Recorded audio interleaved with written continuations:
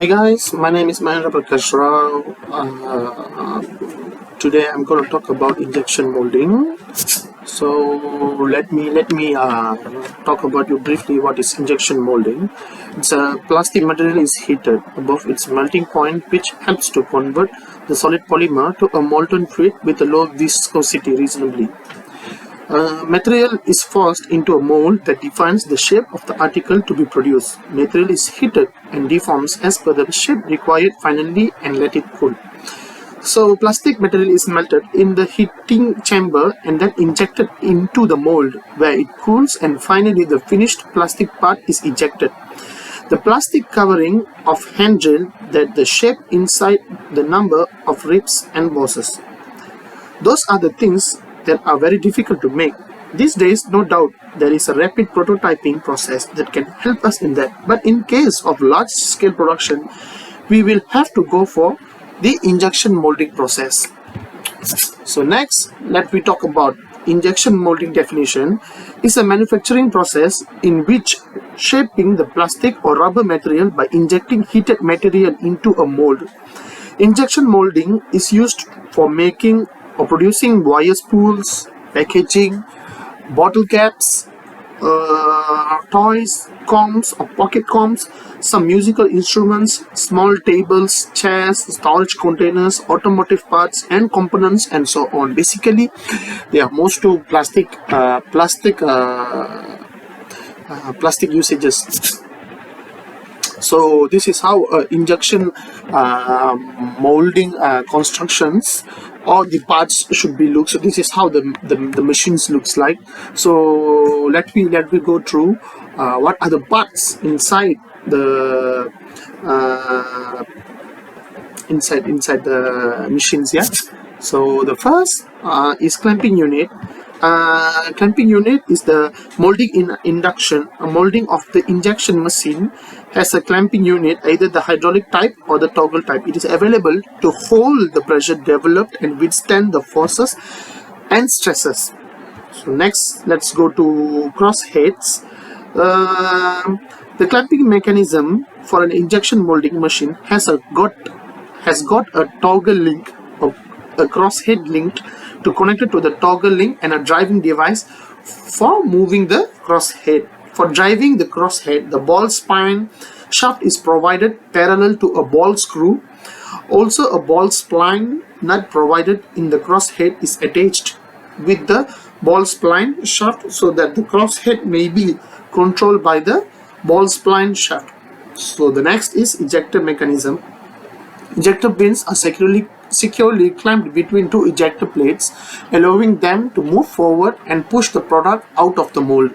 Once the product is extracted, the rod of the injection machine retracts. The return pins, spring and mold closing mechanism guide the ejector back to its original position, causing the ejector plate to move backward. So the next is nozzle. Nozzle with a structure without stagnation is desirable. Using the needle shut-off nozzle and torpedo nozzle due to resin stagnation control. The best one is the open nozzle. Drilling stringiness is easy and it adjusts independently. The temperature at two separate places of the tip and the bottom. So the next is injection unit. By implementing multi-step program control during the injection process, it is possible to achieve several improvements. This includes enhancing the visual quality of the moldings, reducing size variations between molding shots, and addressing issues such as sink marks, warpage and flash. This is accomplished by carefully controlling factors such as injection rate, holding pressure, screw rotation speed and back pressure during the injection phase. So the next should be the barrel. The barrel is made up of a glass fiber reinforced grade and optical grade. It is good to consider the barrel material, as it is good to use the bimetal to prevent barrel abrasion for glass fiber reinforced. So the last two is the heater and backflow cylinder. So as we can see, heater, the material is molded at high temperature, the heater with heat capacity can be heated to about 370 degrees Celsius is used, and a band heater is usually used. It is easy to cause the burn when continuing molding without being aware of heater disconnection. Parts are disassembled to set the nozzle and cylinder head, and when the heater is stuck with resin when the heater is disconnected. So last but not least is the backflow cylinder. So as you can see, the screw head contains a backflow prevention cylinder in order to maintain the effects so that the injection pressure by preventing a part of the measure. Resin maintains the ditch of the screw at the time of injection. It is easy for resin with this valve structure to maintain the flow. So the design of the flow path to provide the corner as much as possible is expected. For high viscosity material, the fatigue failure occurs in the screw of the small aperture because torque is large when receiving the load by repeated rotation. The use of screws of a wide aperture is used. After knowing the construction parts in detail, now moving to understand the working process. So as you can see here, this is the injection molding working process. So there is a rotating screw that pushes the molten plastic through the nozzle into the mold cavity. This is the mold to part mold here, and this slides over these two tie bars and it will move in a longitudinal direction. So when it will come close to the fixed part of the mold will get closed. In between we will have our mold cavity, and that mold cavity will be the exact replica of our final product that we want to make. So in this case, we can say the injection mechanism is a screw type of injection mechanism. So this is a screw inside our barrel. So here is a screw and the barrel has a heating arrangement. Here we have the heaters which will heat or melt the plastic. The raw material is again coming from the hopper. So the only difference between a screw type of injection as well as the plunger type of injection is in the mechanism through which we are pushing the molten plastic into the mold cavity. In piston type, we will use a piston or plunger inside the cylinder to force the plug molten plastic into the mold cavity, whereas in the case of screw type, we will use the rotating screw to force the plastic or the molten plastic into the mold cavity. Clamping two halves of the mold must be tightly closed before the molten plastic material is injected into the mold. One half of the mold is attached to the injection unit and the other half is allowed to slide on the guideways. The clamping of the mold is operated hydraulically, which pushes the moving half of the mold towards the fixed half of the mold to make an airtight chamber. So two half of the mold will close and the inside we will have your mold cavity. The pressure and the time required to close and open the mold depends upon the machine capability. So each machine has specifications at what is a maximum clamping force that machine can apply. Now once the mold has been closed, then we inject the molten plastic material is melted by the application of heat and forwarded through the piston towards the nozzle and finally into the mold cavity. Injection plastic material is melted by the application of heat and forwarded through the piston towards the nozzle and finally into the mold. The molten plastic is then injected into the mold quickly, then molten plastic is then injected into the mold cavity. The amount of material that is injected into the mold is referred to as a short volume injection. Material that is injected into the mold is also called as the short volume. The injection time can be estimated by volume, injection power and pressure. Now the short volume is metered amount of molten plastic that we want to inject inside the mold cavity. From the hopper, the raw material is coming into the injection chamber. Then there is a rotated screw type of arrangement. It is forcing the plastic or the molten plastic through the nozzle into the mold cavity.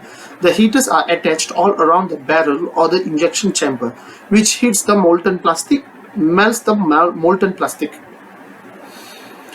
And once it is injected into the mold cavity, the cooling circulation of water or air cools the part inside the mold cavity only, and once the part has solidified after a particular holding time, the movable part of the mold will move back. The product will also move along with the movable part, and then the ejector pins will just give a little tap on this part that has been formed, and it can then finally collected. So this was the continuous large number of parts, may be 50 to 60 parts in an hour if the sizes the short volume is very less, or may be small volume parts can be even larger number can be produced and on an hourly basis. Majorly used for thermoplastics, we can acetyl alcohol, polycarbonate, polyterpene, polyethylene, polypropylene, and polyvinyl chloride. So the next is injection molding advantages. The first one is higher production. Injection molding enables higher production volumes with the capability of producing a large number of parts per hour. It is a highly efficient process for mass production. The next is close tolerance. Injection molding allows to produce small intricate parts with close tolerance requirements. The third one is minimal material waste. The wastage of material is relatively low in injection molding compared to other processes. The excess material can often be recycled, reducing overall material costs. The fourth one is low labor cost. Injection molding is a highly automated process requiring minimal labor input once the setup is complete. And the next one is color control. Injection molding offers excellent control over color consistency. The sixth one is suitable for complex geometries. Injection molding is well suited for producing parts with intricate and complex geometries. It can accurately reproduce complex features such as thin walls, undercuts, and intricate details. The seventh is enhanced strength. Injection molded parts can exhibit enhanced strength and structural integrity due to the uniform and dense nature of the material. This makes it suitable for applications requiring high strength and durability. Last but not least, reduced finishing requirements. The injection molding process often produces parts with high quality finishes, reducing the need for additional finishing operations. This can save time and cost in post-processing and improve overall efficiency. And if we have advantages, we also have disadvantages. So the first one is high tooling costs and long setup lead times. The initial cost of creating the molds or tooling for injection molding can be significant. The complexity of the part design and the materials used can further increase tooling cost. Second one is part design restrictions. Injection molding imposes certain design restrictions due to factors such as draft angles, wall thickness, undercuts, and gating considerations. And third one is high setup cost. The setup cost for injection molding can be relatively high, especially for smaller production runs. This is primarily due to the time and effort required for mold preparation, machine calibration, and material handling. And the last but not least, costly for small runs. Injection molding may not be cost effective for small production runs due to the aforementioned tooling and setup costs. If the required quantity is low, alternatively manufacturing methods like 3D printing or CNC machining may be more suitable and cost efficient.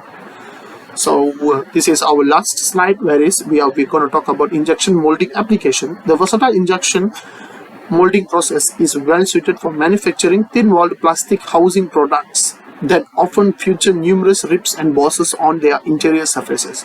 These housings find applications in a wide range of products, including household appliances, electronics, power tools, automotive dashboards, toothbrushes, small plastic toys, and various medical devices such as valves and surgical syringes. Additionally, injection molding is commonly utilized for producing rear view mirrors for motorbikes. And that's all for today. I hope you guys understand about injection moldings. So thank you.